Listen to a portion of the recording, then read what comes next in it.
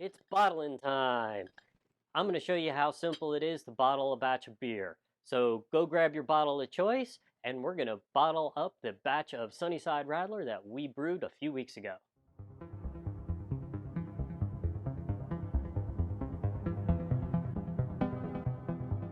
Hello everyone, Coach Chris from Wolf Moon Brewing. Today we're going to be bottling our Sunnyside Grapefruit Radler. It was an all extract kit that we got from Northern Brewer. We brewed it a few weeks ago, put it in this fermentation tank and let it sit and ferment for about 3 weeks. In the brewing video, I mentioned that we were going to let this sit for 2 weeks and then get to bottling. The reason that we've let it sit for a little bit longer than that is, as per their instructions, they recommend that once fermentation is slowed down, to take a gravity reading every couple of days until it levels out. Well, 2 weeks ago today, it leveled out at 1.004. It stayed there for 3 straight days. So then I let it sit for 2 more weeks in its primary fermentation vessel. They suggest that you can do that or put it into a secondary to avoid the transfer. I just left it here. Now today, exactly 2 weeks after it had been stable at 1.004, we're going to go ahead and bottle this. So what we've done is we've moved the fermentation tank out of its cool, dark place, put it up onto this stand. If you're doing this in your kitchen, the kitchen counter will work perfectly well. I've got my bottling bucket and all the equipment that I'll need, which is my transfer tube, a spoon, some hosing. All of that is sitting in my bucket in Star San to be nice and sanitized. I've also got my bottle capper. I've got 50 bottle caps. I've got 48 bottles that have been cleaned and sanitized and ready to go. I've got my hydrometer because I'm going to take one last measurement, again, cleaned and sanitized. I have a container of 16 ounces of filtered water, another container of 8 ounces of filtered water. We've got some corn sugar, and we're going to need 2/3 of a cup of corn sugar for this. And we have our crystallized grapefruit flavoring that came in with the kit. So what do we need to do?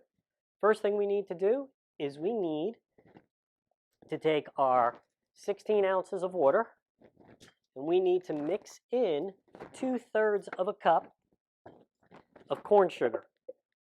Now you can also use regular table sugar, and I believe it's 5/8 of a cup of table sugar. It's actually in their directions, so just follow the directions. We're going to take 2/3 of a cup of corn sugar, mix that into the water, and then we're going to go put that in the microwave to get it to a full boil and then let it boil for 1 minute. That will sanitize this solution. I'll be right back once that's done. Okay, we're back. Got 16 ounces of filtered water with 2/3 of a cup of corn sugar that I've put in the microwave and brought it to a boil and then let it boil for a full minute. Now this solution has been sanitized by the boiling and we can mix this in with our beer. But what do we use this for? This sugary solution will allow the yeast that is still in suspension in your beer to actually eat that little bit of sugar that's left, create some carbon dioxide, and that's actually what's going to carbonate your beer while it's sitting in the bottle. Now, while this is cooling for another couple seconds, we're going to take one final measurement of our beer with a hydrometer. Got a clean and sanitized hydrometer here. Put that in. We're going to let that sit and we're going to spin it. Now I know that this liquid is at 60 degrees, so I'm not going to need to adjust for that, for the temperature, because it's been sitting at 60 degrees for the last 48 hours in my fermentation vessel. Okay, and we are at 1.003. So it fermented a little bit more since I've let it sit for the last 2 weeks. Perfectly fine, perfectly understandable. Okay, now we're ready. Mix these two solutions together. Mix our beer and our sugary solution that we just created. First thing we're going to do is we're going to take our auto siphon that has been cleaned and sanitized inside and out. And we're going to put that into our bucket of beer. We're going to make sure that this end of the hose is in our bottling bucket. we're going to make sure that our bottling bucket, the spigot is closed. Last thing you want to do is start filling it and find out that your spigot's open and have a mess all over. We're going to take our sugary solution and pour that into our bottling bucket. And then very slowly and carefully, we're going to siphon the beer from our fermentation tank into our bottling bucket. Okay, now while that's flowing in there, you want to make sure that you're not creating any splashing. You want to make sure that it's a very smooth transfer. So make sure that the bottom end of this hose is up against the edge of the bucket. Moving the liquid in from the fermentation tank into the bottling bucket will actually mix in that sugary syrup that we just created, so you don't need to mix it at all. One thing you're going to want to make sure of during this process is as it gets close to the bottom, you want to leave anything that has settled out, all that sediment that's at the bottom of the fermentation tank, you want to leave it behind. You don't want to transfer that into your bottling bucket. If you transfer a little bit, it's not going to hurt, but the less you transfer, the cleaner your beer will be in your bottles.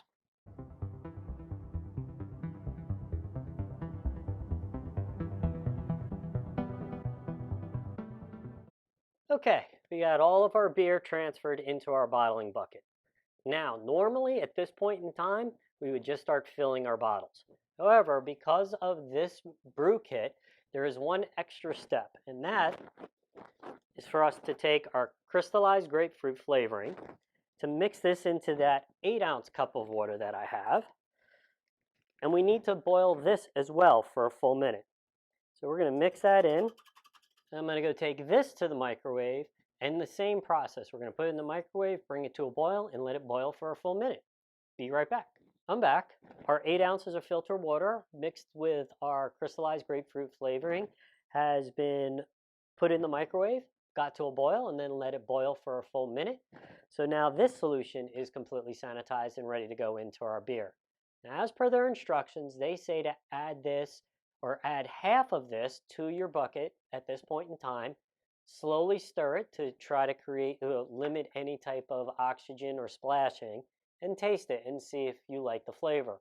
And then to slowly add, mix, taste until you get to the flavor that you prefer.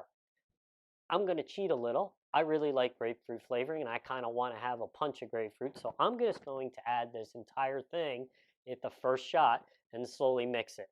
So here we go. Very carefully pour this into the liquid. I'm pouring it down the inside of the bucket so to not create any splashes. Now I have a clean and sanitized spoon, big one, and very slowly and carefully I'm going to mix that in. You don't want to splash, you don't want to create any turbulence in this. You just want to mix up the liquid.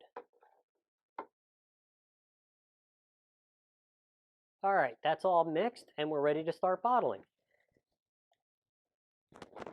Take your bottle filler, which has been cleaned and sanitized and actually has some sanitizer in it. Take your length of hose. Oh yeah, while you're cleaning your bucket, your bottling bucket, make sure you clean and sanitize the spigot in both the open and the closed positions and sanitize the exterior of the spigot. Put your hose on the spigot, the other end on your bottle filler, and then open your spigot. Now, take this and put it into your beer bottle. Depress the little plunger on the bottom of the bottle filler and let it fill up. As it gets close to the top, you can slow down the process. And what I always do is I let it fill and go just a little over the top, just like that.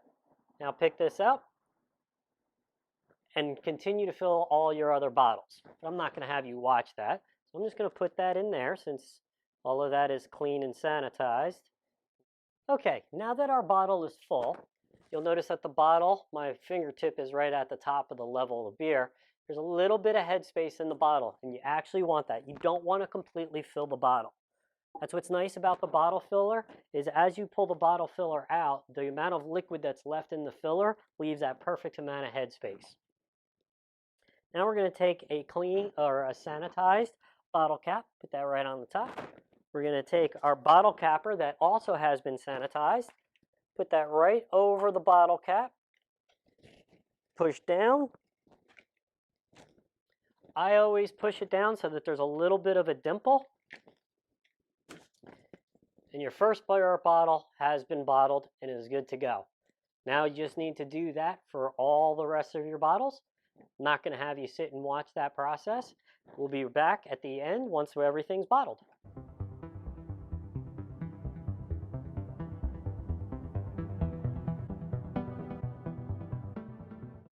Okay, all our bottles have been filled, capped, and I actually rinsed them all down, wiped them down so that while they're sitting in the cabinet now for the next 2 weeks, they don't get all sticky and nasty. A couple of hints along the way. One, if you have a friend that likes beer, have them come on over and help you out with the process. It'll be really good. Speed up the process. You can fill the bottles while they're capping them and starting to clean them. And for their troubles, give them a 6 or a 12 pack, whatever you want. That's up to you. If you've got your bottling bucket up on the kitchen counter, put a towel on the floor underneath that area, and also put your bottle, line up all your bottles on that towel. As you're filling them up and that little bit of overflow that I showed you in the beginning, it's easier to clean up if it's all on the towel than if it's all over your kitchen floor. Another tip is as you're filling each bottle, with your other hand, go ahead and loosely put a bottle cap on top of each other of the full ones so that nothing gets in it while you're filling the rest of your bottles. Another tip, while you're cleaning and sanitizing everything, make sure you clean and sanitize a couple extra bottles. You never know, you might break a bottle during the process, bottle cap might go flying and end up somewhere where you can't get to. So it's always nice to have a couple extra bottles, a couple extra bottle caps ready to go just in case you need them. Or in this case, when I was filling up the bottles, I actually was able to get 4 extra bottles out of the batch. So instead of just the 2 cases, I got 2 cases and 4 extra bottles. Now all we have to do is let this sit and carbonate for the next 2 weeks. Put it in a cool, dark place. Closet works well, out of the way, somewhere between 70 and 75 degrees. In 2 weeks, take one of the bottles and put it in your fridge. Let it cool down for 12 to 24 hours. Make sure it's nice and cold. Pop the top, pour it into a glass, and see if it's carbonated to your liking. If it's not quite as carbonated as you like, if you want more carbonation, let them sit for another few days. Try it again with another bottle. If the carbonation level is good at that point, then you can put all these bottles in the fridge and drink at your leisure. Really appreciate you taking the time to watch this video today. If you have any comments or questions, go ahead and leave them in the comment section below. And while you're down there, go ahead and hit the thumbs up button for a like. If you haven't already, go ahead and subscribe to my channel and click the bell to be notified anytime I post a new video. Remember, home brewing is really fun, but so is drinking responsibly.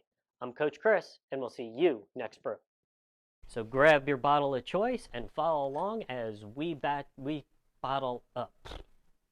We'll actually be doing its same process like it did a few weeks ago when we put it into the original sugary solution. It's going to eat the yeast, it's going to eat the sugary solution, and I'm going to take one last measurement with our hydrometer that has been cleaned and sanitized. Of course, I just put my nasty fingers all over it, so we're going to give it. If a little gets in, that's okay. It's not going to hurt. But the clearer your beer, grapefruit flavoring have been mixed together, and of course, another car comes by. And click the bell to be notified anytime I post a new channel. If you have any comments or questions, please leave. And hey, if you haven't already, go ahead and hit the. There goes the car.